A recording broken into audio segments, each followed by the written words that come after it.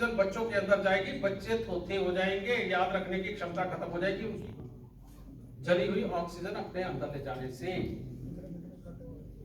इसीलिए उत्तर पूर्व के अंदर मंदिर, ये कोई पैसा नहीं। अगर रखना है वहां तो वहां 4-4 ग्रहों की चीजें स्थापित करो। वहां सूर्य, चंद्र, मंगल, बृहस्पति, चारों ग्रहों की चीजें स्थापित करते हैं, एक एक करके मंदिर, फिर होगा शुभ सब कुछ। 5वां घर, पहला पूरब दिशा है, 5वां घर का मतलब पूरब की दीवार। 5वें घर के अंदर अगर मान लो राहु बैठा है, नमस्कार, खराब शनि बैठा है, खराब बुध बैठा है, प्रोग्राम चल रहा है, इतना बुरा हाल होगा, अबॉर्शन का आता है, जीवन साथी को बीमार करवाता राहु। शनि पिता पुत्र की आपस में नहीं चलने देता, गुस्सा चिड़चिड़ापन रहता है, कॉमन सेंस के साथ कहीं टिक नहीं पाता। और बुध हो तो बाप बेटे की कुत्ते बिल्ली जैसे लड़ाई होती है, ऐसा बुरा हाल करता है। तो पूरब की दीवार आपके घर के लिए, आपके खून के ताल्लुकदारों के लिए बहुत बहुत बहुत जरूरी है। बहुत ही सोच समझ के, जो आपकी जन्म कुंडली के अंदर बहुत ही अच्छा ग्रह हो, उसको पूरब की दीवार पर स्थापित करिए, उसके सुख पाइए। वहां पर अशुभ ग्रह की एक भी वस्तु नहीं होनी चाहिए। अगर 5वें घर पे बैठ के आपका शनि राहु शुभ है तो जरूर पूरब की दीवार पे उनकी चीजें रखो, लेकिन अगर अशुभ है तो भूल के भी नहीं होनी चाहिए। बृहस्पति शुभ है, बिल्कुल ना हो। 5वें घर के अंदर बृहस्पति हो, आदमी को ज्योतिष के अलावा कोई दूसरा काम ही नहीं देता वो। और हर किसी की किस्मत में ज्योतिष बनना नहीं लिखा, ठीक है। तो चुन के जो शुभ है ग्रह, उसकी वस्तु वहां घर पारिवारिक हो जाए। 6ठा घर राहु का घर माना जाता है। सही मायने में यही सबसे काम का घर। आपको पता है कि रिलायंस कंपनी जो खड़ी हुई है, किसने करी है बेटा? धीरू भाई अंबानी। और मजे की बात देखो, धीरू भाई अंबानी का एक भी रोल नहीं है रिलायंस को खड़ा करने में, ये मैं कहता हूं। अगर उसके यहां मुकेश अंबानी पैदा नहीं होता, जिसके 6ठे घर के अंदर 4-4 ग्रह हैं, तो धीरू भाई अंबानी हो सकता कोई होटल खोल के बैठा होगा। भाई इतने तक कर लेता, उसकी कुंडली नहीं मेरे को याद, मैंने देखी। मुकेश अंबानी पैदा हुआ तो वो योग बना कि ये इतनी बड़ी कंपनी बनी, इसलिए बन गई। तो 6ठा घर बहुत इंपॉर्टेंट। खराब मंगल हो, मामों की मिट्टी उड़ा देता है। खराब सूर्य हो, मामे की गृहस्थी, पैसा, मां का हाल खराब कर देता है। खराब एक ग्रह बैठा हो, नौकरी लगती है, छूटती है, लगती है, छूटती है। बढ़ती उम्र के साथ शरीर के अंदर बीमारियां पूछो। यह है 6ठा घर। 6ठे घर में या तो कुछ ना हो, और या फिर लॉ वाइज बनने वाले युति वो ग्रह बैठे हुए,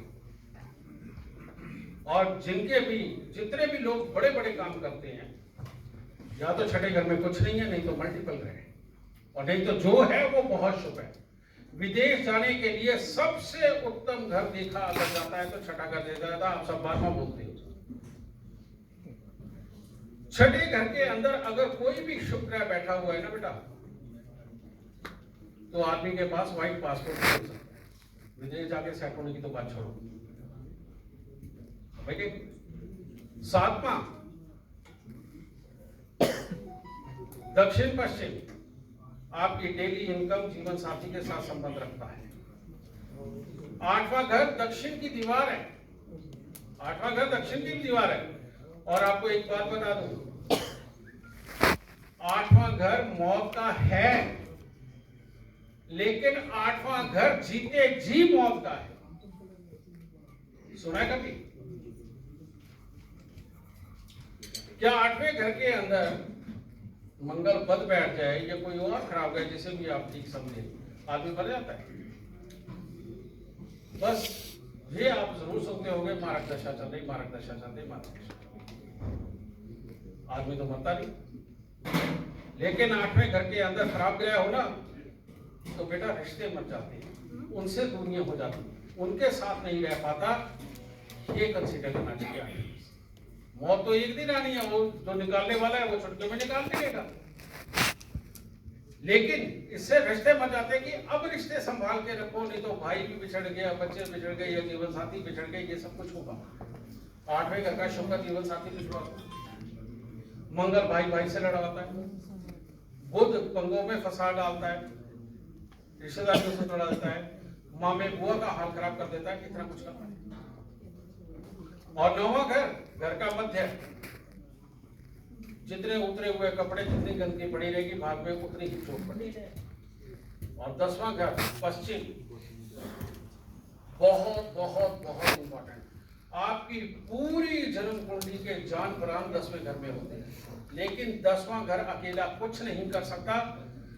पश्चिम तब काम करेगा अगर उत्तर पश्चिम अच्छा हो।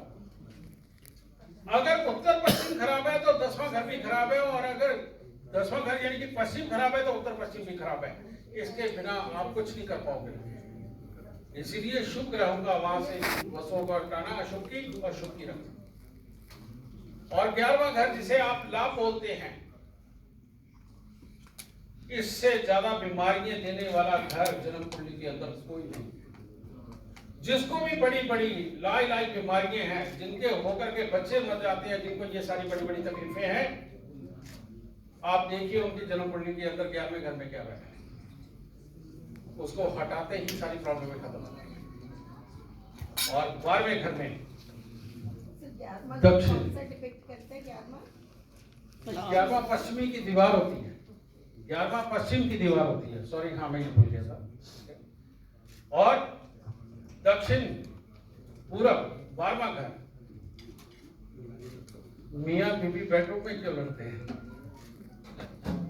और दुनिया के ज्यादातर मियां बीबी वहां पर लड़ते हैं। और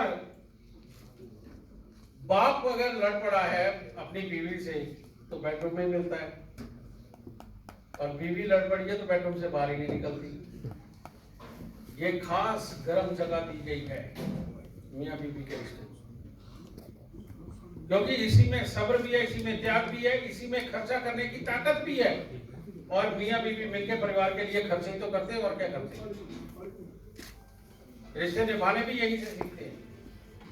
तो 12वां घर ठीक है, ज्यादा इंपॉर्टेंट नहीं है, लेकिन बहुत इंपॉर्टेंट है।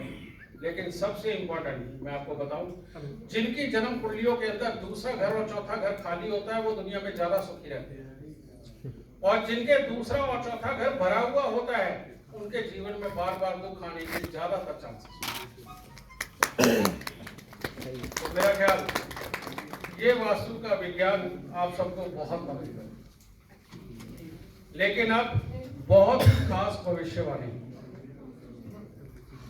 बहुत ही खास भविष्यवाणी जो आज तक अभी तक किसी ने की नहीं है, और आज इस मन से होने जा रही है, इसको अश्विनी गौतम भारती कभी नहीं भूलेंगे। और वो ये है कि अभी रूस और यूक्रेन का जो युद्ध चल रहा है, अगर तो ये 27 दिन से पहले खत्म हो गया तो त्रासदी पर सिद्ध नहीं, और अगर कहीं 27वां दिन क्रॉस हो गया ना, इसे अगले 5-7 साल तक कोई दुनिया की ताकत रोक के दिखा। और ऐसा हाल होगा कि दूर दूर तक कोई इंसान ढूंढने से नहीं मिलेगा। बच्चों को छोड़ छोड़ के मां बाप भागेंगे, और रिश्ते बिखर जाएंगे। वापस उस युग में जाना पड़ेगा जहां पर अपने लिए मेहनत कर करके आप लोग कमाते थे, हमारे पूर्वज किया करते थे। और इसके अंदर सबसे बुरी त्रासदी जो होगी, वो होगी सबसे पहले अमेरिका की, दूसरे नंबर पे चाइना और रूस। ये 3 कंट्रियां ऐसी हैं कि इनको सपोर्ट तो मिलेगी, तीनों को मिलेगी अपने अपने दोस्तों की सपोर्ट, लेकिन तबाह ये तीनों कर देगा। आप लोग बच गए, असर तो यहां जरूर आएगा। सर आपका इशारा थर्ड वर्ल्ड वॉर की तरफ है, तो बेटा थर्ड वही तो कह रहा वर्ल्ड हूं। लग जाएगी पूरे तरीके से। बिल्कुल, और इसमें परमाणु ही चलेंगे, जी इसमें परमाणु बम ही चलेंगे। एक ने ये हाल किया था, मल्टीपल पड़ेंगे तो हाल क्या होगा। जी धरती खत्म हो जाएगी, कहने का मतलब धरती की उर्वरता पैदा करने की क्षमता सब खत्म। बेटा मैं तो आज बोल के जा रहा हूँ, देख आप लेना। ये 27 दिन से पहले अगर ये युद्ध खत्म हो गया, 27वें दिन तक भी खत्म हो गया तो बचाव, नहीं तो आज जो मैं बोल के जा रहा हूँ आप सब लोग अपने जीवन काल में ये देखेंगे। और परमात्मा करे ऐसा ना हो, हम सब लोग इसके लिए भी दुआ करें कि जल्दी से ये वॉर खत्म हो और इंसान खुशहाली और सुख से जी सके। सर मेरा एक क्वेश्चन है, अप्रैल में एक मेजर ट्रांजिट होने वाला है, राहु केतु शनिदेव का और गुरु का, उसका क्या है? एक लाइन में बस, एक लाइन। नहीं एक मिनट बेटा, मैं ये बोलना नहीं चाहता जी उसका कारण ये कि इसका जवाब ऐसा है जो आप में से किसी को अच्छा नहीं लगेगा, ठीक है। इसका मैं जवाब दूंगा जी और जब ये ऐप लॉन्च हो जाएगी जी उसके 6, 8, 10 महीने बाद जो सम्मेलन होंगे, जी मैं आपको यकीन दिला देता हूं कि उसके बाद में आप सब लोग ये क्वेश्चन पूछना ही बंद कर दोगे कि ये ट्रांजिट जी होंगे ना। ये ट्रांजिट जितने होते हैं ये आने वाली जितनी घटनाएं होने वाली है, आने वाले जितने इंसान पैदा होने वाले हैं, जहां पर भूकंप होने वाला है, पानी समृद्धि आने वाली, कुछ भी उसके लिए बस अभी इतना सही है, थैंक यू। ज्यादा नहीं, ठीक है। लेकिन